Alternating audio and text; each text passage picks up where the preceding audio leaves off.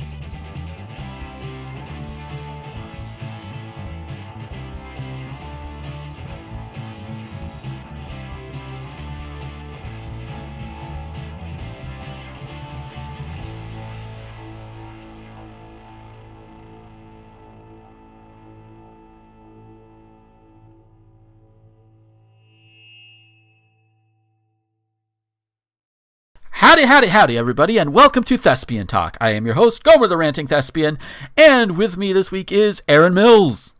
Hey, hello. One of these days we'll get all three of us here at the same time. Yes. It's been a couple of weeks since one of these has been put out, or a new one has been put out, because last week I was on my way back from Chicago, having seen Becky for Valentine's, and also had a really good Pokemon Go community day, too.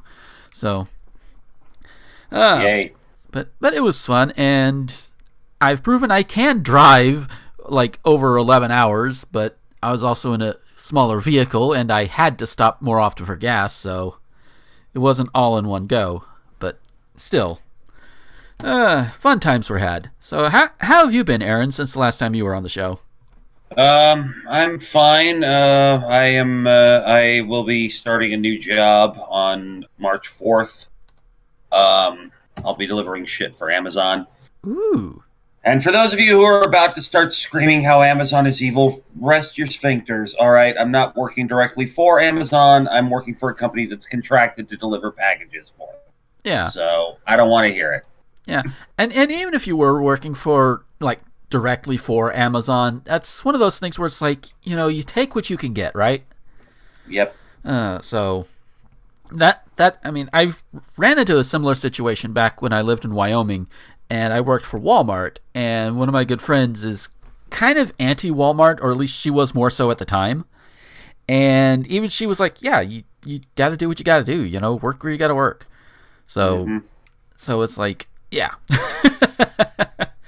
Other things that have happened, starting to stream a little bit more often now that I've got a good setup, and still waiting to get a new desktop to give me a little bit more power, but I've got it okay for what I've got so far. I even did like a small shiny hunting stream the other day and caught my first on-stream shiny. Which, hey, I'm happy for that. That's interesting. My son has just recently gotten into Pokemon, so it's like... Oh, cool. As we speak, he's currently in his room binge-watching the series that they have on Netflix. So. Ooh, nice. I have yet to catch up on that particular anime. I don't think I've watched it often since the Orange Islands, which for those who don't know, that's a long ass time ago. That's what, second season, basically? Yeah, way back in the long ago. I don't know. I'm ambivalent toward Pokemon in general, so yeah. Which I've seen some. I played a little bit of Pokemon Go. I don't get the appeal myself, but yeah, whatever. Yeah, not everybody does. And before anybody decides, oh, it's because you're old. Let me set out a thing for you here. My mother is 61 and she still plays Pokemon, so it's not an age thing. Nope. So just cut that off at the knees right there. Mm-hmm. I've also started up a new podcast, the first episode of which should be going live Tuesday, so the evening after this goes live for everybody. And it's co-hosted by Steve the Wicked and my good friend Violet, and we just sit around and we talk about sex. It's called The Junk Drawer, a frank discussion of sex. Which I go from not having to introduce somebody with a mouthful to having a show with a mouthful for a title. But that's okay. First episode, just like, and I kind of unintentionally made it kind of thematic because it's first time. Everybody's first time is usually pretty awkward. So, and thus, first episode of that show is going to be a little awkward, but, it fits the theme. But, yeah, and that one's going to be a bi-weekly podcast because Steve is only able to do it every other week. So we're like, all right, we'll just do it there. And that will be found on the, if you're looking for it on like iTunes or wherever, it's under the same RTG podcast network that Thespian Talk is under. If you look on like Anchor or wherever, you should be able to find it under that. And as well as older episodes of Thespian Talk going up, as I've kind of gotten behind in scheduling a few of them. I'll probably try and do that before this goes up, because I know the next old episode that's supposed to go up is the first one that Kat's on, and that's wow, and that was way back in 2010, which yeah, that's wow. I can't go into nostalgia for the moment, but that's okay. Mainly because I have trouble remembering like most of the things I say on previous shows, unless it makes like a big splash, or if it breaks somebody, or if I just type it down in the title or on the doobly-doo or whatever. So I'm really hoping that at some point people will point out things like, oh yeah, there was this and that and this. I'm like, oh, I did say that. Oh shit. Well, that was stupid of me. In fact, it was somebody leaving a review for episode 4 with Obscurus Lupa that reminded me, oh yeah, that was a bit awkward. What the hell was wrong with me? So I do kind of rely on feedback, not just so I can help improve the show and everything, but also to remind me what I've said or done, because sometimes I forget. So is there anything new going on with you, Aaron, in terms of just things? But besides the new job. Yeah, besides the new job. Well, actually, we'll probably have to bring this up anyway. My schedule may be all over the place, so I may not be around as much for the podcast because of the new job. So we'll have to see where that goes. Okay. But otherwise, no, nothing really major or new. Okay. So with that, let's go ahead and I guess I think that this is the quickest I've gotten to the shout outs, because, in terms of like just regular big news or whatever, Kat and I spent the last 2 episodes talking about the whole Vic Mignogna thing, and it's like, me personally, I'm at a point where it's just like, can the pro Vic people just give it a rest, please? Just no. No, they won't. Yeah, which is sad, but it's in part because of fatigue on my end, and bear in mind, I understand that my fatigue is nothing compared to the actual targets of harassment. I say this understanding that, but also all of these people just they just look really stupid. I just gotta say, but that's all I'm gonna say about it. Unless you wanted to add in a couple of 2 cents. I know you haven't been here for it, so I've been following it online, but I have no horse in the race. So okay. I'm pretty sure that I would agree with whatever you and Kat had to say on the subject. So yeah. Okay. So, but I am not a modern anime fan. I don't care about Vic Mignogna in the slightest. And everything that seems to point to me is that he's a massive creep who deserves to lose his job. And, just everything that I've heard is nothing good. And all the people who are defending him, I'm like, he's just a fucking voice actor, guys. Jesus Christ. He doesn't actually care about you. No. Well, there might be some circumstances, but even then, that's not about you. It's about what you can do for him. So, yeah.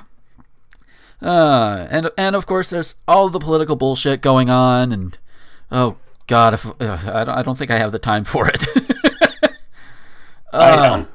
Yeah, it's just let's just say if you keep track of like especially me on social media or whatever, yeah, you know what's going on. But and interestingly, our news stories this week does have one political thing, but it's a positive one. So that's what I'm trying to get to doing more often. Again, unless there's something like absolutely huge that needs to be discussed, that overshadows a lot of the other major bullshit still going on. I'm gonna try and keep it as more positive a little bit here and there. Hopefully, fingers crossed. We'll see how long that lasts. But Aaron, do you happen to have any shout-outs this week, just so we can go ahead and hit on over there? I hadn't really thought about it, so let's just get to the news. Yeah. In fairness, I hadn't either. One thing before we head to the news, if you've noticed, like the past couple of episodes, I've tried to put in the sponsored ads file or whatever that I can do through Anchor. I've been trying to put them in the middle, and the same is going to be true for the first episode of the new podcast, but they've been kind of awkwardly split in. So what's going to happen now is going to take a small break here. I'm actually noting it here. Going to get some payment in there. Sponsored. There's a sponsored thing coming up. And then when we come back from that, we'll have the news. And not only that, it gives me a chance to actually edit a little bit better instead of having to go through, oh, wait, do I want to do it here? Do it here. So listen to an ad. It'll help. Congratulations, Gomer, on figuring out what to do that every other podcast on the planet has known forever. Yeah. And here's the thing. It's in terms of setting a break, I've done actual break stuff on this show a long time ago. It's just, I haven't done it since, and now I actually have a thing to do, and I got a little too out of practice for it. So, but, hey, we'll adjust, we'll get better with it. All right, I say I'm the one doing the editing. I'll get better at it. So after a quick word, we'll go right into the news. Hey folks, we'll get back to the show in a moment, but first I want to tell you about Patreon. Patreon is what I use to get around all of the YouTube adpocalypse bullshit, and while I don't have a lot right now, every little bit does help. And if you like what you hear or what you see on any of my videos or podcasts, head on over there. For as little as $1 a month, you can get all of these things early before anybody else does, and you can get them completely ad-free. Yeah, I know YouTube right now is technically ad-free, but at some point, I'm probably going to get big enough to where ads will start coming in, and those can be annoying, so you want to avoid that, right? If you go ahead and go now over to patreon.com/Gomer21XX, leave $1, $5, doesn't matter how much, you can get all of these. Again, you can get them early, and you get them without ads, even when I reach the point on YouTube to where ads can be put on these videos. So it's a win-win. And you can even avoid the ads that go up on the Anchor versions that go out to all of the other websites that are out there. No ads. It's great. So that's patreon.com/Gomer21XX. And we are back. So now we're back. Our topic today is men who love sheep and the women who won't wear wool. Yeah? Oh, God. There are so many countries I could pick on for that one, but I'm not going to. At least not now.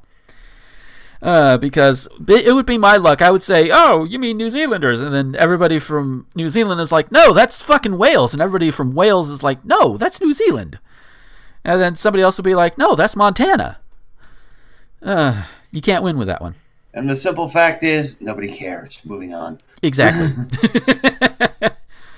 All right, so our top story this week comes out of Salt Lake City, Utah. Oh boy, right here in the old hometown. Hooray. Yes, but I promise this is a good one, and a surprisingly good one too.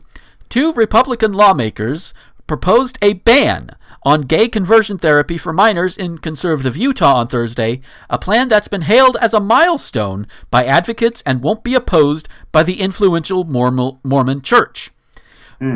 Republican Representative Dan McKay acknowledged he isn't a typical sponsor for such a measure, but he said it's an important way to support LGBT youth amid an alarming spike in youth suicide.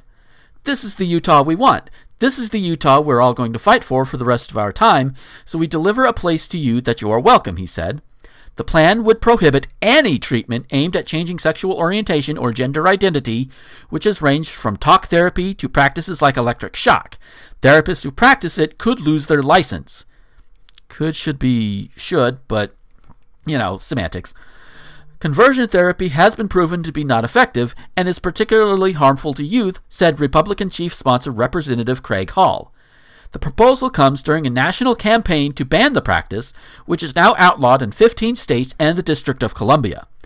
There has been pushbacks with lawsuits challenging the bans as violating free speech and religious freedom rights. Appeals courts have upheld the ban so far, though a recent U.S. Supreme Court ruling on professional speech could give new life to the lawsuits, said Matt Staver with the Conservative Liberty Council.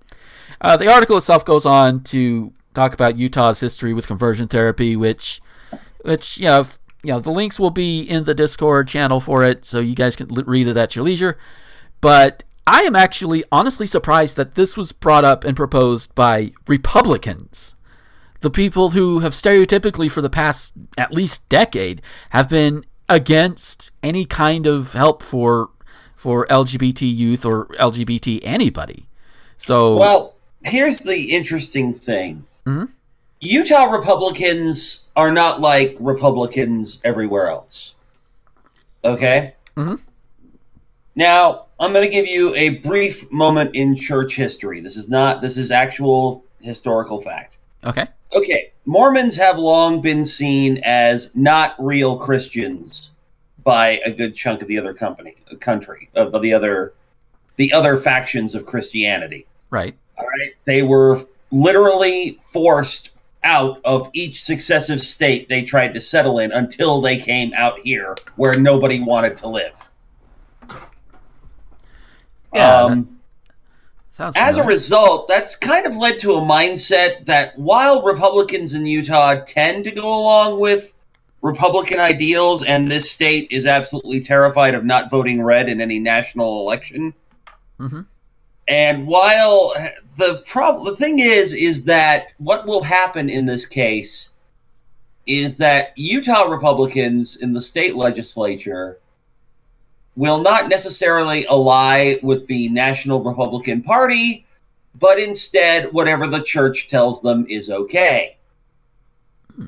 Yeah. Now, you can talk about separation of church and state. Yes, theoretically, on paper, that happens. In practice, no. That's just the way it is. I have a friend who is in the state legislature. He is in the state senate. Mm-hmm. He ran as a Republican. I know where he stands on a lot of issues, and I asked him when I found that out. I said, "Why the hell would you run as a Republican?" His response was, "Because it's the only way I could get elected." All right. I will not identify him by name for fear of any of his constituents hearing this and getting pissed at him. Right. But basically, and this is in the article as well, the Church of Jesus Christ of Latter-day Saints does not actively condemn the gay lifestyle. They don't say it's a sin. They don't say you're going to hell. But they are against... They're not against you being gay. They're against you having a gay relationship. So kind of hate the sin, but love the sinner? Or other way around. Same thing. Something like that. But basically, so the fact that two Republican lawmakers provide this should not be surprising. Statistically, there's more Republicans than anything in the state legislature. Than there always will be. Okay? Yeah. But the fact that it's Republican lawmakers in Utah doing this, it's like, since the church has said, love thy neighbor as far as the gay community is concerned, the LGBT community. And there is a very large LGBT community here in Salt Lake. Yeah. Strangely enough, Salt Lake City has been named in several polls one of the more gay-friendly cities in the country. Yeah. So, just the wonderful contradiction that Utah is. So, this doesn't really surprise me. I'm glad we're doing it. I'm glad we were effectively proposing a ban on gay conversion therapy here in Utah. I know there's probably several several dozen people who won't be happy about this, specifically in the Utah County and central Utah areas, because that's where the largest contingent of the really devout members of the church who tend to lean more into the kind of stereotypes that you would associate with Republican ideals tend to live. Mm-hmm. But yeah, I'm glad this is happening. I'm just saying that it's not quite as surprising as you might think it is. At least not here and not to me. Right. So. Yeah. So real good. I mean, honestly, I it's a step in the right direction. I wish that the entire country would ban it. And everybody, and it says, the people saying, oh, it violates, the bans violate free speech. It's like, no, you're actively harming somebody. And in the case of teenagers, you're likely coercing them into it against their will. And that also is infringing upon their right to be free and gay. Just remember the old adage, your right to swing your fist stops where my nose begins. There you go. But now, speaking of things going in, admittedly, this one is also a kind of a baby step in the right direction, but it's a good direction. Out of Cocoa Beach, Florida. I've actually got family who lives somewhere in that general area. So hopefully the ones that actually partake of marijuana will hear this and be like, oh, hey, you, yay, cool. I words. Cocoa Beach city leaders are considering an ordinance that would make Wait. I words? Yes, what I is words. that, co-opted vocabulary now? I guess. So Cocoa Beach. Anyway. Yeah, sorry. Cocoa Beach city leaders are considering an ordinance that would make possession of small amounts of marijuana a city code violation. That change could mean a fine instead of an arrest for offenders. Local news reporter Melanie Holt spoke Thursday to Cocoa Beach mayor, who said this would be another tool for officers. Mayor Ben Malik said this proposed ordinance would not remove officers' discretion to charge individuals if appropriate. Malik is asking commissioners to consider making small amounts of marijuana, specifically possessions of 20 grams or less, a city code violation. Because I think it's a low-level infraction, we just don't need to put people in jail for a low-level infraction, Malik said. He said other counties and municipalities have already done this. I wonder if Jackson County has done this. Our city attorney basically modeled our ordinance after the city of Tampa and the city of Orlando and several other counties, Malik said. I'm not surprised that Orlando and Tampa have done this already. I'm willing to bet Tampa did it first. Probably. Some visitors from the news station Some visitors to the local news spoke with Thursday, I can read, I swear, thought such an ordinance was worth considering. With just a little amount, I don't think they should have a criminal record, said Cocoa Beach visitor Giselle Lopez. The local news reached out to the city's police chief to see what he thought about the proposed ordinance, but they were told he first wanted commissioners to have an opportunity to discuss the issue. If this is what you get pulled over for and you have hard drugs and weapons and you're a felon, you're going to jail, Malik said. Or if you act like an idiot and disrespectful, you're going to jail. Under the proposed ordinance, possession of drug paraphernalia would also be a city code violation. So there we go. So if you got a pipe, you're fine. You just well, pay you're a getting a fine, but it's better than spending time in jail and having that go on your record. It's like, oh, a fine, whatever, $50, $100, depending on next how time either leave it at home or find a better place to hide it. Yeah. But again, it's a step in the right direction. It's not jail time. I would rather it be fully legalized and be, nobody get, in any legal trouble for it at all. But, we'll get there. And I have to give our new governor this credit, because even he has questioned why people go after like people who smoke medical marijuana, at least medical marijuana. So I have to give him that credit, even though he's still a racist piece of shit. But credit where it's due. You know, like, look, despite what the internet tells you, you can't just divide everybody into the good people and the evil people. It doesn't work like that. Yeah, people are complicated creatures. And they will have seemingly contradictory opinions on various things. So. Yeah. So, you know. I'm an atheist. I just spent the last 10 minutes defending the Mormon Church. What do you expect from that? Yeah. But to talk now, and oh wow, now we go rather quickly up to Chicago. I was there last week. Oh, and we all heard of R. Kelly, and he was recently charged on Friday with multiple criminal counts of sexual abuse of a teenager, according to Chicago officials. And I consider this good news because they're finally charging him. They're finally going to take him in, and with luck, there will be justice served. Because his abuse has been pretty much an open secret, has it not? Like, I wouldn't know. I don't follow hip hop or rap or that whole area. So. Right. Well, okay. But I'm just amazed at this story. Actually, the thing that blows my mind, it's like I've heard stuff here and there, but it's nothing that I follow on a regular basis. Although I am rather astonished to discover that he's 52. Yeah. I honestly would have thought he was a little bit older, but hey. Yeah, the big thing that helped get the renewed attention on it this year was the Lifetime docuseries Surviving R. Kelly that was released back in early January, and got people talking. It led to this, and so hopefully, I don't know the updated one. This one was supposed to by about Friday or Saturday, and we record on Sunday. So unless he's actually been arrested and put in jail for this, or actually no, my brain just reminded me. Oh yeah, I think he turned himself in. So he's going to the wall and he's facing up to his charges. So hopefully that like I said, justice should be served, especially with him turning himself in. So I am all for that.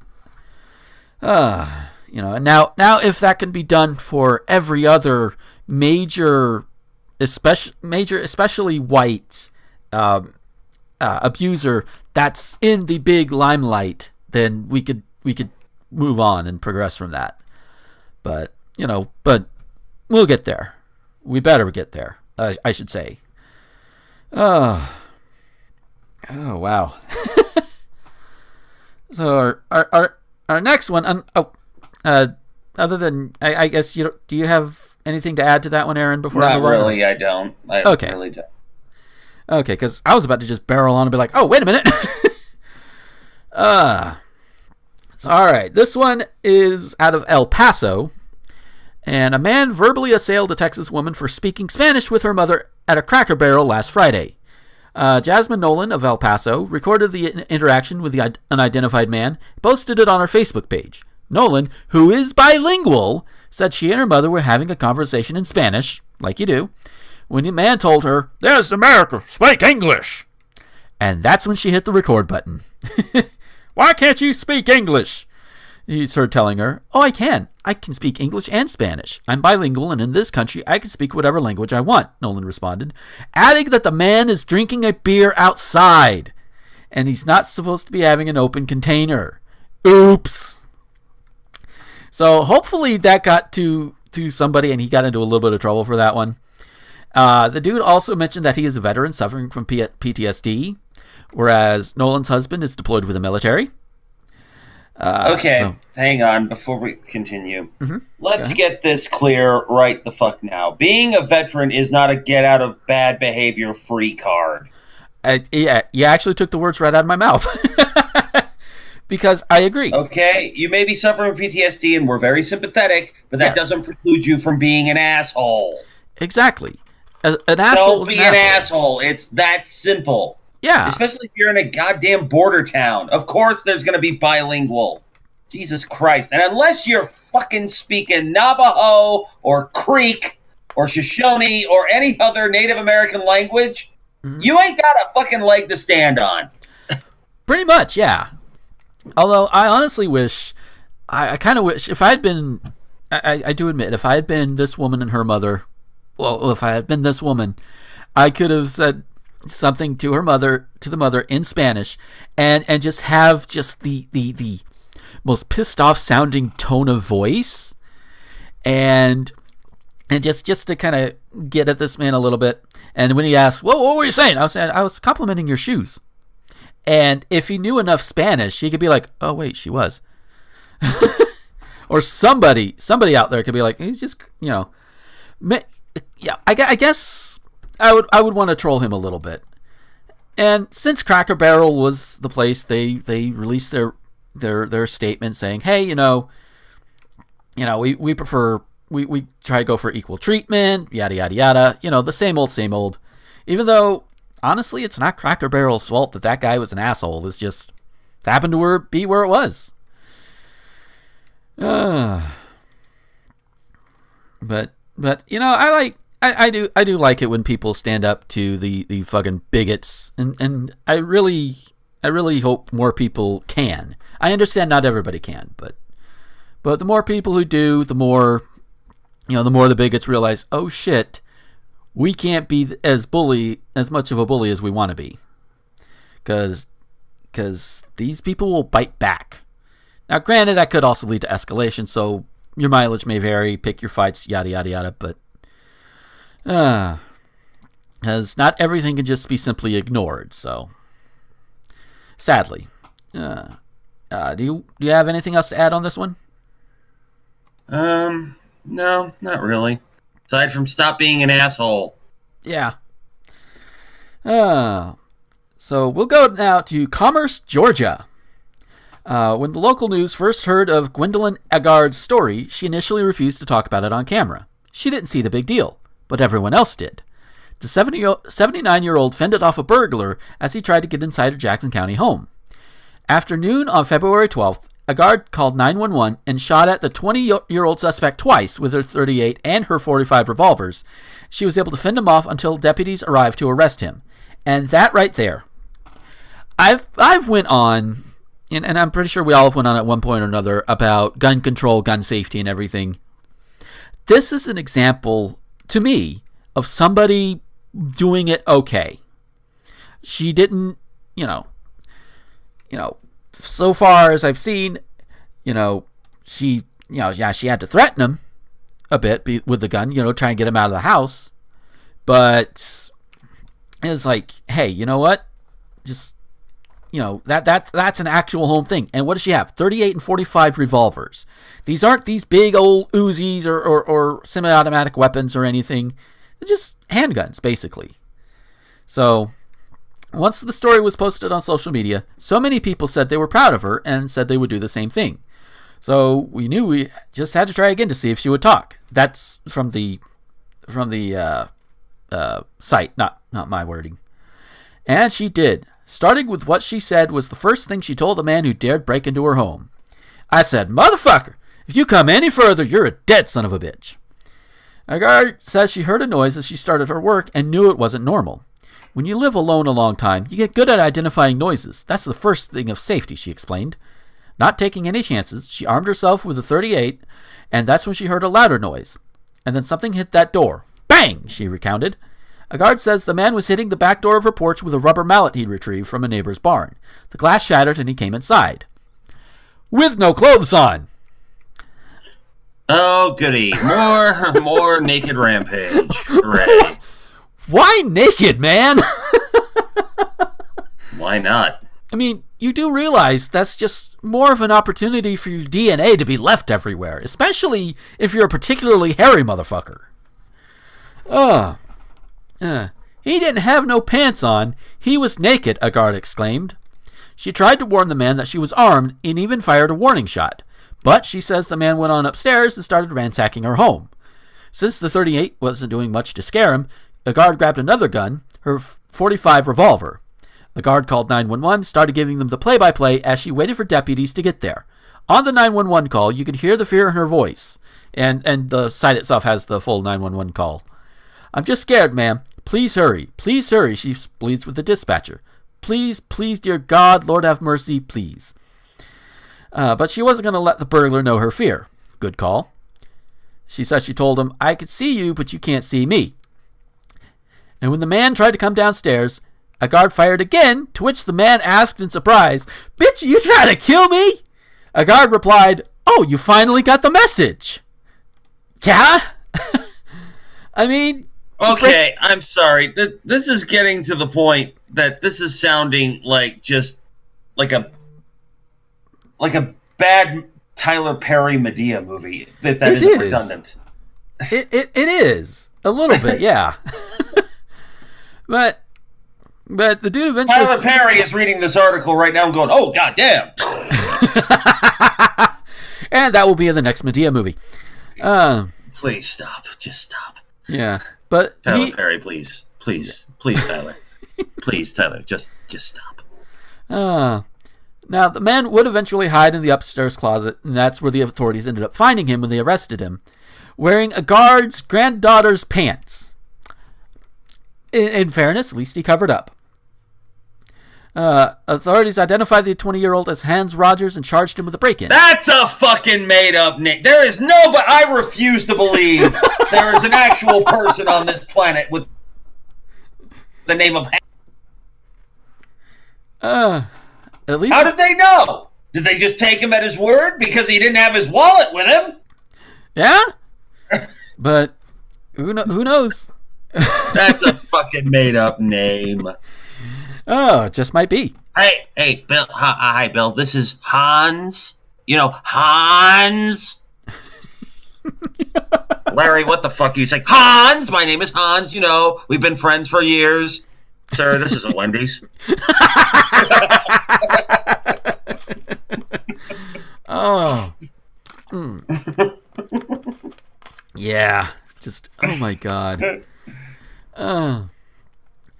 Now, I do bring this up, not just for the Tyler Perry-esque way this all went down, but as kind of a proof of concept of something I've went on over the years. At least I feel like I have. That, this is an example of responsible gun ownership and responsible use of a gun. She obviously didn't hurt him. She fired warning shots. And I'm pretty sure if he tried to attack her, she would have put a bullet in him. I'm pretty sure. But she didn't immediately shoot to kill. Yeah, she made him think she was. But, use the gun. Nobody was hurt. That's fine. And that is what I consider okay. When it comes to gun usage. It's just, you're not immediately, she's obviously definitely braver than she lets herself. She definitely puts on a brave face, a good facade on that one. And she knows how to use a weapon. So, I have nothing else to say on that one. But yeah, go miss a guard. Go. You go, lady. Do you have anything else? Do you have anything? Okay. Except Hans Rogers, you are a terrible liar and you can't make up a fake name to save your ass. Hans Rogers. Jesus. Yeah, and... Were you watching Frozen before you decided to take your clothes off and bust into this woman's house? Oh, God, the implications. Oh! Oh! But, of course, that's where my mind goes. Oh... Well, you're the one having the sex podcast, so what do I'm not entirely unsurprised. This is true. Oh, and our last news story for this week comes to us out of Van Buren, Arkansas. Police in Van Buren! Yep. Right there in Arkansas. Yep. Police in Van Buren, Arkansas are still scratching their heads over one of the most unusual arrests they said they have made in years. On Thursday night, police received a call from an 18-year-old reporting underage drinking in his home by him. Basically, he, I guess, was intoxicated and called our office and said he was underage and drinking and he wanted to go to jail, Van Buren Police Department Sergeant Jonathan Ware told the local news in a telephone interview. At first, the responding officers were a little confused, he said. They went to make contact, and when they went to the house, this guy, he actually came out of his apartment with his hands up. At that time, the officers didn't know it was him who called. They thought it was a neighbor. The officers asked what was going on, and he admitted to calling. The officers wanted to give him a chance, so they said, look, just stay in your apartment and don't drink, and you can go back into your house. But I guess he wasn't good with that, Ware explained. They actually gave him a chance to go back inside and sober up, but he refused. He said, I really need to go to jail. Ware said that the young man told officers he had been drinking after having a bad day. Like you do. He said that Van Buren police officers still can't figure out what prompted the young man to self-confess and turn himself in. I guess there's a Catholic joke. Yeah. Guilt. Guilt. Horrible amounts of guilt. Oh, yeah. There's a little bit of a buzz around here, Ware said. The officers at the police department are talking about it because it's just so unusual. He was not very high. It wasn't like he was just wasted or anything. He was not bad at all. The officers told him that in your house, underage drinking is not an issue. But with him refusing to go back in, the officers couldn't leave him wandering around outside, so they arrested him and took him in. The young man was charged with public intoxication, but the mystery behind his self-confession remains. On the ride to the station, there wasn't any real conversation, Ware said. By Arkansas state law, individuals arrested for public intoxication must remain locked up for at least 6 hours. Ware said the young man was locked up for 6 hours and then released on a small bond, small in quotes. How small? My guess is when they say small, they probably said, look, $20, get out. Yeah, it was a very strange arrest. Ware declined to provide the teenager's name. We're not releasing his name, the sergeant said. We don't want to cause him too much trouble. And because it's just weird. Yeah. I mean, it's like, goddamn. See, here's the thing. I know we get all bent out of shape about the police exceeding their authority, but what we tend to forget is they see a lot of weird-ass and very painful shit. Oh, yeah. In their line of work. Mm-hmm. Yes, there are assholes who, abuse the authority and rely on the thin blue line to protect them. But sometimes you just got to remember, they see weird shit. They see stupid shit. Particularly, they see a lot of really unfair shit. Yeah. So. Yeah, and again, they're cops are people, and people are complicated creatures. Mm-hmm. Oh, and this kid just, goddamn. It's like, that must be one hell of a guilt complex you got there, Junior. Yeah, even the Pope is telling him to calm down. Just like, dude, you're just drinking into your apartment. Stop it. And even the cops are saying, yeah, it's not an issue. Just goddamn. And the first person who makes a JoJo reference in the comments, you get a virtual cookie. I don't know. They get nothing. You get nothing. You get nothing and like it. You get nothing and like it. Oh, so with that is going to be it for this week. Kind of a shorter episode, I guess, this week. Well, that's one of the things. We're actually talking about positive shit for a change. So yeah, so that happens. But sometimes shorter episodes, sometimes longer episodes. Well, as I get a little bit, definitely more back into the swing of things over time, and get my legs back up in a more regular working order. Hopefully there'll be a little bit more balance. Hopefully all three of us will be on more often than just two of us. But and of course, I actually should note some other things that go on that don't necessarily make it into the news files. That's also a thing on me, but that's me. Oh, so with that, we'll go ahead and get out of here. Aaron, if they wanted to find you on the social media, where could they find you? You can find me on Twitter at Shallow15, SHALLOW15. You can also find me on YouTube, youtube.com/dubiouscon. New episodes of Look Up on the Screen, a retrospective of Superman in cinema, go up every Monday, or at least every Monday for the current. We probably may be rescheduling based on my new job once that gets started. And as always, even though once again I need to just set a weekend aside and just update everything on rtgomer.com. Yeah, I've the most I've been posting on there has just been Thespian Talk and soon to be the new podcast as well. Yeah, I've really got to redesign it. I've been saying that for a few years and I haven't. I need to do that.